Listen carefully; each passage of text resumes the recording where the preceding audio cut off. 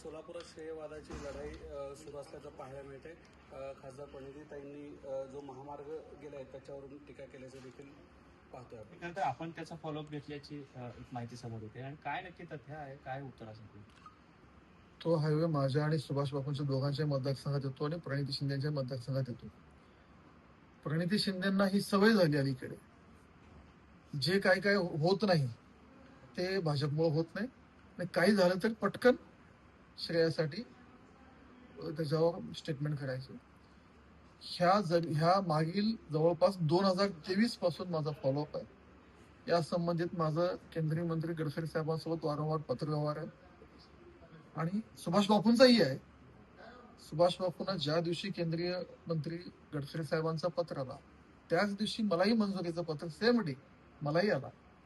आणि पहिल्यांदा ह्याची पोस्ट जे सार्वजनिकरित्या जे मी केली, मी पोस्ट केल्यानंतर प्रणिती शिंदेना कळलं, तो पण माहिती नव्हतं. आणि प्रणिती शिंदेनी डीपीआरची काम प्रोसेस पुढे गेल्यावर, डीपीआरची वर्क ऑर्डर निघाल्यावर त्यांना कुठून तर कोणकोण लागली की हे काम होणार आहे. तुम्ही बघितलं तर डेट तुमच्या लक्षात येईल की डीपीआरच्या वर्क ऑर्डर झाल्यानंतर प्रणिती शिंदेचं निवेदन गडकरी साहेबांनी दिलं आहे.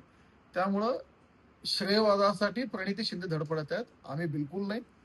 माननीय आमदार बापू असतील, मी असतील, आम्ही दोघांनाही हा प्रश्न लावून धरला, वारंवार विनंती केली आणि आमच्या मागणीला यश आलं. आणि हे जर खरं यश कोणाचं असेल तर गडकरी साहेबांनी हे आमच्यासाठी, या जिल्ह्यासाठी केलंय. गडकरी साहेबांचे विशेष आभार मानतो. प्रणिती शिंदेना इथं डीपीसीच्या निधीसाठी उपोषणाला बसायची पाळी येते आणि 700-800 कोटी निधी आणण्याचा ढिंडोरा पेटवतात. त्यांना कधीतरी मतदारसंघात येऊन, म्हणजे महिन्याला 2 महिन्याला सोलापूरला येण्यापेक्षा रोज जर असले असते, पाठपुरावे केले असते तर माझी पोस्ट, माझी बातमी झाल्यानंतर त्यांना कळायची वेळ आली नसती. त्यामुळं मला असं वाटतं की प्रणिती शिंदेच्या बोलण्याकडे आपण दुर्लक्ष करावं. जनता सुज्ञ आहे, त्यांनी जन्मल्यापासून त्यांच्या घरात सत्ता आहे, सरकार आहे, त्यांना कधी निवेदन द्यायचं सुचलं नाही. आणि आता भाजप सरकार, मोदी सरकार, देवेंद्रजींच्या नेतृत्वाखाली जे विकास कामं होतात त्याचे ते श्रेय घेतात. आता समाज माध्यमामध्ये एक पोस्टर व्हायरल होतोय, त्यामध्ये गडकरी साहेबांनी स्वतः त्यांच्या सोशल मीडिया अकाउंटला टॅग केलेल्याचं दिसून येते.